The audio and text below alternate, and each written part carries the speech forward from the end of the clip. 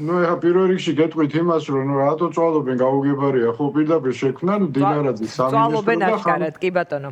ხო, დინარაძის სამინისტრო შექმნან და რაც უნდათ მე ის დაავალონ, ხანას დაავალონ და რა თქმა ამდენი გადმოადგილება, ხო, დინარაძის სახელმწიფო სამინისტრო. და მორჩება დაისვენებს ის და დავისვენებ ჩვენს, ხო, ამაზე ბევრს არ ვილაპარაკებ.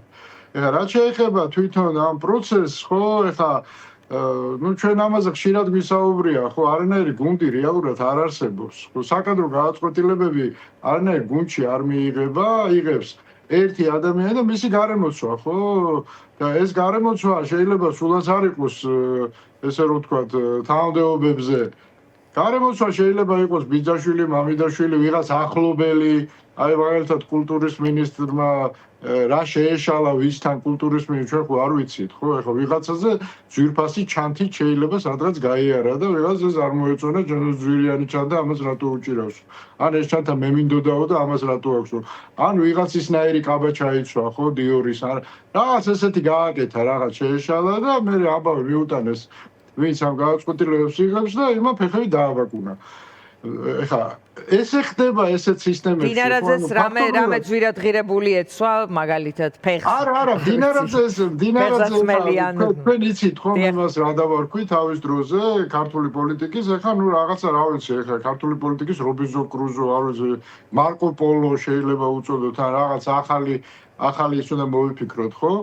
საქმე იმაში გახლავთ რომ ეს მანკიერი სისტემა ხო რომელშიც თავმდებობისთვის კი არ ეძებენ პერსონებს არამედ პერსონებისთვის ეძებენ თავმდებობებს ხო ეს ავტორიტარიზმისთვის დამახასიათებელია მით უმეტეს როდესაც არჩევანი მაინც და მაინც დიდი აღარა აქვს ხო ეხლა სულ ვიწროვდება ყოველდღიურად და გამომდინარე იქიდან რომ ნდობის ფაქტორზე აგებული მხოლოდ ხო საკადრო გადაწყვეტილებები, ну ესეთი ხალხი ეხლა ცოტა დარჩა, შემოეცალა, შემოეფერთხა, რასაც ქვია და გლახაობენ რაღაცას რა.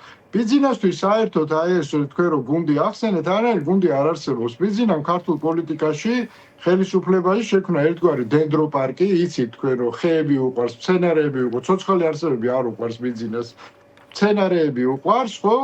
და ნუ ეხა ამით არის დაკავებული რა, ეხა აი იგივე თავისთანაც ესეა ხეს დარგავს, მერე მორწყავს, მერე ეს ხე იზრდება, ხო? თუ მოწონს ძალიან სახლთან ახლოს დარგავს, მერე რაღაცა თვალში არ მოუვა, რაღაც მობეზრდება, აქედან ამოთხრის იქით გადარგავს, ხო? კი ბატონო, რატომ აი ნახეთ დენდროპარკში ვარ ჩვენ ხელისუფლება კი არ აქვს. კი ბატონო, აი რამდენიმე გადარგვა მოუხდა აი იმ კონკრეტულ პერსონას, რომელზეც ახლა ვლაპარაკობთ, ანუ თუ არ არის ის საჭირო, შეიძლება დაემშვიდობო, თუ საჭიროა რაღაც კონკრეტულზე ცოტა დიდხანს შეიძლება იყოს აი დიახ. გასაგ უფრო ღრმად განვიხილოთ დინარაძის თემა, ხო? დინარაძის, როდესაც ბიზნესამ გადაწყვიტა, ხო, რომ ეს ბავშვები რაღაც ძალიან ათამაშდნენ და კონტროლიდან არ გამოვიდანო, ხო, კონტროლის ქვეშიდანო. მე ამაზეც თუ გახსოვთ, საუბრობდი, რომ ამათ მართლა გაუჩნდათ მეთქი ილუზია. ბიზნესამ ხო საბელი დაუგრძელა ამა და ილუზია გაუჩნდათ, რომ ბიზნეს გარეშე შეეძლოთ რაღაცა, ხო? რაღაც გაკეთება თვითონ, მით უმეტეს ბიზნესა ესეთ ტესტებს უტარებს, რომ მიდით, მე ნუ მირეკავ, თქვენ თვითონ იმუშავეთ, ხო? ეს ილუზიას უქმნის დამოუკიდებლობის და ამათმა ჩათვალეს, რომ მართლა თვითონ შეუძლიათ გადაწყვეტილებების მიღება, ხო? და ბიზნესი აკვირდება ამ დროს ეს როგორ იქცევა. ხო, კალაძე ეგრევე მე მგონია, რომ იგივე დასმული იქნა კიდევაც მათთან კითხვა, ხო? დიდი პატრონებისგან, რომ რამე რო იყოს ბიზნეს გარეშე შეგიძლია და აბარა ეტყოდა კალაძე ეგრევე ეტყოდა, რომ რა კალაძეს ხო ყველაფერი შეუძლია, ხო? როგორც ნამდვილ სპორტსმენს და ეს რა ქვია, ну აი ამ პროცესში ვიყავით, ხო? და ბიზნესამ გადაწყვიტა, ამიტომ ტექნიკური პოლიტიკა გაიყვანა მთავრობიდან საერთოდ, გაიტანა. შექმნა ტექნიკური მთავრობა, გამომდინარე იქიდან, რომ კობახიძე ჯერ კიდევ ჭირდება, იმიტომ რომ მთელი ეს ნაგავი მას უნდა აკიდოს, ხო და არის ეს მომენტი ვერ დადგა ჯერ, რომ მთელი ეს დაგროვილი ყველაფერი მას აკიდოს და ჩარეცხოს. ამ მომენტამდე ვერ მივიდა და შესაბამისად მას გარკვეული ილუზიები უნდა დაუტოვოს, რომ ფუნქციონალური იყოს. და დინარაძე არის მისი გუნდის წევრი.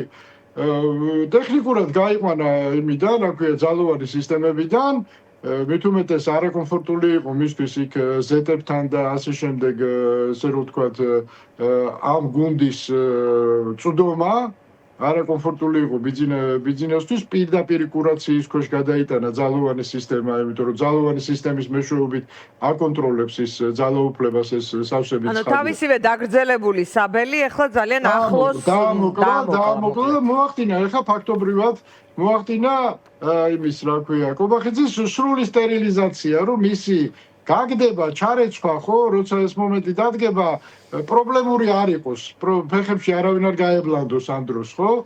აი, კვირიკაშვილის შემთხვევაში რაც მოხდა, ცუდად აქ ბიზნეს ეს ჩარჩენილი უმრავლესობის ხდომაზე საკმაოდ ძიმედ გავითარდა იქ მოვლენები, ხო? უნდა ეს უდგენელად გაიტანოს. ამიტომ მთავრობას კობახიძე არის ჰაერში უკვე, ხო? მთავრობაში არავინ არ ემორჩილება. თქვენ ასეთი შტაბ-ეჭდილება გრჩებათ, რომ კობახიძის ცვლილების ეტაპი ახლოვდება.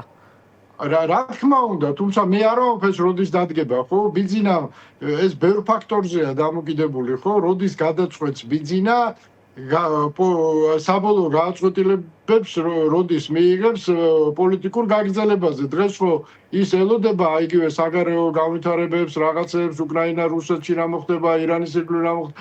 აქედან გამომდინარე, ელოდება რომ თუ დაჭირდა პუტინის გადაგდება, თუ საშუალება მიეცა, ან პირიქით თუ დააჩქარა რუსეთში ინტეგრაცია, ხო, რუსეთის იმპერიაში. ეს გადაწყვეტილება მას მიღებული არ აქვს. შესაბამისად ამ გადაწყვეტილებას როდესაც მიიღებს, შესაბამისად აი იმ მომენტში ჩაირეცხება კობახიძე. და კობახიძე რო ჩარეცხოს უმტკივნეულოდ, ამას სჭირდება მისი სტერილიზაცია. მაგრამ ამას აკეთებს ძალიან ტექნიკურად, ისე რომ ამათ არაჩვენებს ამას და ამიტომ კი არ გააგდო ვითომ ისა რა ქვია მდინარაძე, ხო? თლად კურატორად გადაიყვანა. შეუქმნა ილუზია, რომ ის კარიერულ კიბეზე მოძრაობს. რომ ესენი არიან ისევ თამაში.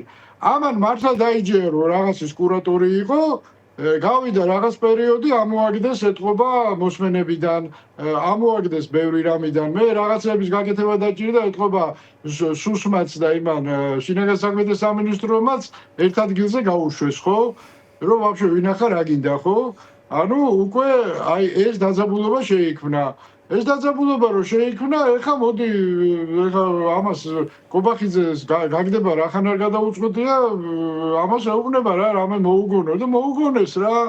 მოუგონეს, ანუ ძალოვან ფორმალურადაც კი და არაფორმალურადაც კი მოაშორა სისტემას, იმიტომ რომ იქ ეს დაძაბულობა დაიწყო, ამან დაიჯერა რომ აქ რაღაც კურატორი იყო, მინისტრებს ურეკავდა შინაგან საქმეთა მინისტრს იმას რომ აბა ის გავაკეთოთ. ისინი ეუბნებოდნენ რომ წითელი ხაზები და ეთყობა რაღაცა ისიც მოხდა, დაძაბულობაც მოხდა ამ კუთხით, ხო?